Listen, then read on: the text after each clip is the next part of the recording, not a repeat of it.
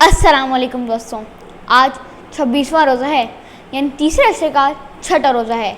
तो आइए अपने तीसरे अरसे की दुआ से अपने प्रोग्राम का आगाज़ करते हैं। अल्लाहुम्मा अजिरनी मिनन्नार, ए अल्लाह मुझे दोज़ख की आग से पनाह देना। दोस्तों, कल का सवाल ये था कि ग़ज़वा उहद किस सन में पेश आया, और मुझे बहुत खुशी हुई कि बहुत से लोगों ने सही जवाब दिया, और उसका जवाब ये था कि ग़ज़वा उहद 3 हिजरी में पेश आया था। दोस्तों, आइए आज की सुन्नत नबी सल्लल्लाहु अलैहि वसल्लम और वाक़े की तरफ चलते हैं।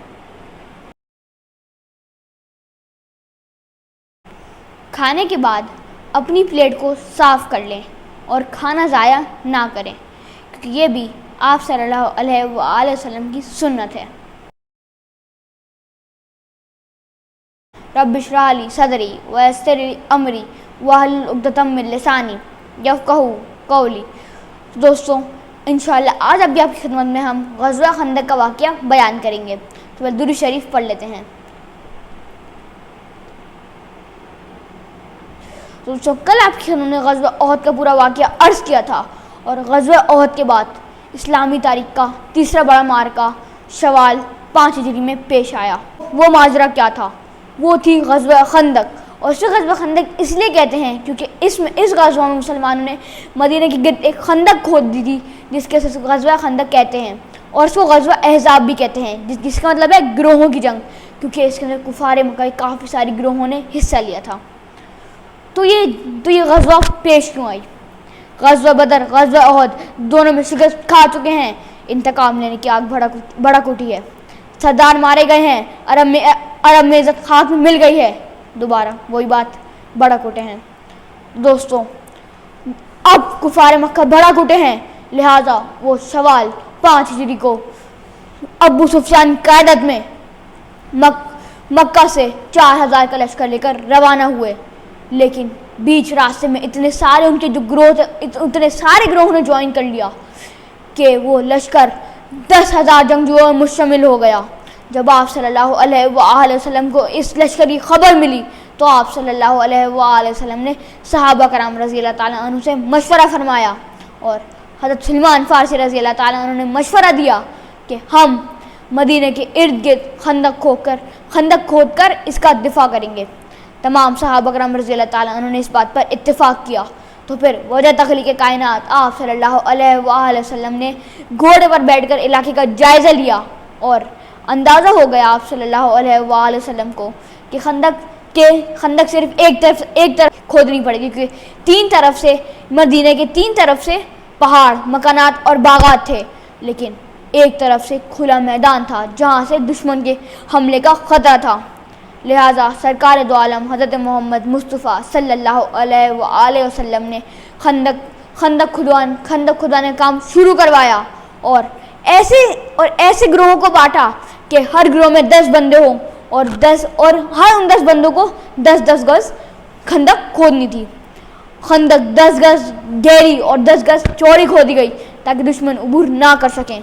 यहाँ तक कि आप सल्लल्लाहु अलैहि वसल्लम ने भी खंदक खोदने में हिस्सा लिया।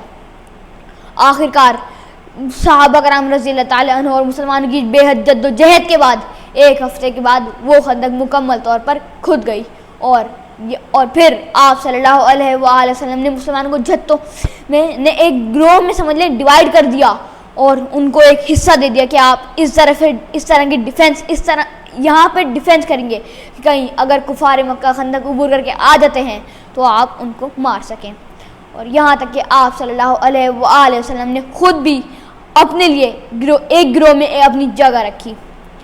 दोस्तों, अब 10,000 जंगजुओं पर मुश्तमिल लश्कर है कुफार मक्का का मदीना पहुँच गया है, और अपने खैमे हैं वो लगा लिए। उसने कुफार मक्का ने अपने खैमे लगा लिए, और रोज़ खंदक उबूर करने की कोशिश करते, लेकिन नाकाम हो जाते। लेकिन एक दिन यहूद का एक बहुत मशहूर था जो बहादुर में, यहाँ तक कि अरब में उसको ये कहते थे कि वो 1000 के बराबर है। वो घोड़े पर सवार होकर उसने खंदक उबूर कर ली, लेकिन फिर हज़रत अली रज़ी अल्लाह ताला अन्हु आगे बढ़े और उसका सर कलम कर दिया, उसको कत्ल कर दिया। अब ये हो गया। तो दूसरी तरफ अब یہود کا ایک قبیلہ تھا، وہ میثاق مدینہ کا واقعہ عرض کیا تھا، میثاق مدینہ میں مسلمانوں کا حلیف بن گیا تھا، لیکن اب جو کفار مکہ تھے انہوں نے ان کا ایک بندہ ان کے جو حلیف بن چکے تھے ان کے سردار کے پاس آیا، اس کو مسلمانوں کے خلاف بلگایا، تو پھر وہ مسلمان کے خلاف ہو گیا، اور جو قبیلہ تھا جو مسلمانوں کو پہلے حلیف تھا مسلمانوں کے ساتھ تھا، اب اس نے اپنے ایک شخص کو اس قلعوں میں بھیجا، کیونکہ قلعوں میں مسلمان بچے اور مسلمان عورتیں محفوظ تھیں، لیکن آپ صلی اللہ علیہ وآلہ وسلم کی پھپھی نے اس کو دیکھ لیا اور اس کو قتل کر دیا۔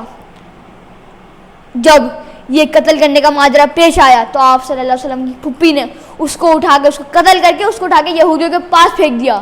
یہ دیکھ کر یہود ڈر گئے، ان کو لگا کہ جو مرد ہیں مسلمان وہ قلعوں میں بھی ہیں، لہٰذا انہوں نے قلعوں میں دوبارہ جانے کی ضرورت نہ کی۔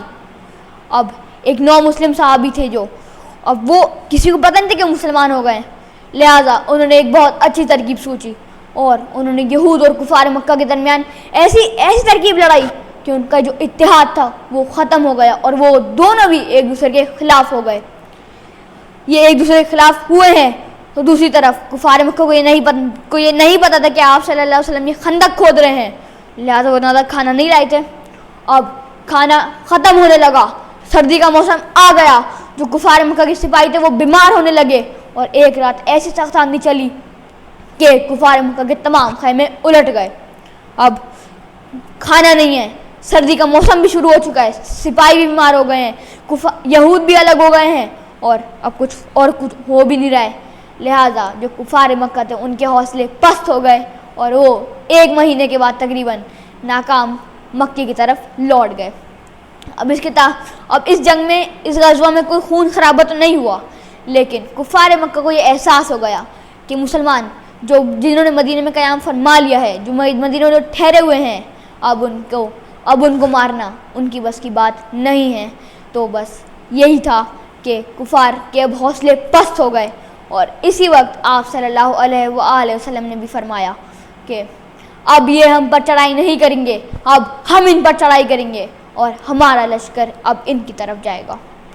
اور آگے ایسا ہی ہوا کہ آگے عرب میں کفار مکہ کی ایسی جرت نہ ہوئی کہ وہ مسلمانوں پر حملہ کریں۔ تو دوستو، آج کا سوال یہ ہے کہ غزوہ خندق کس مہینے پیش آئے، کس اسلامی مہینے میں پیش آیا؟ اس کا جواب آپ مجھے نیچے کمنٹ دے سکتے ہیں، یا مجھے انسٹاگرام پہ بھی ڈی ایم کر سکتے ہیں۔ انسٹاگرام کا لنک نیچے ڈسکرپشن میں گیون ہے۔ اور آپ یہ کتاب دیکھ رہے ہیں، یہ میرے نانا نے مرتب کی ہے، جو افسوس کے ساتھ اس دنیا فانی سے کوچ کر گئے ہیں، لہٰذا میری آپ سے گزارش ہے کہ آپ ان کو اپنے خاص دعاؤں میں یاد رکھیں۔ اور اس کتاب میں کافی ساری مخصوص دعائیں اور نماز کا طریقہ بھی ہے، تو اگر آپ کو چاہیے تو آپ مجھے انسٹاگرام پہ ڈی ایم کر سکتے ہیں، اور میں آپ کو ہدیۃ تحفۃً بھجوا دوں گا۔ تو پھر بشرط صحت و زندگی ملتے ہیں کل، تب تک کے لیے اللہ حافظ۔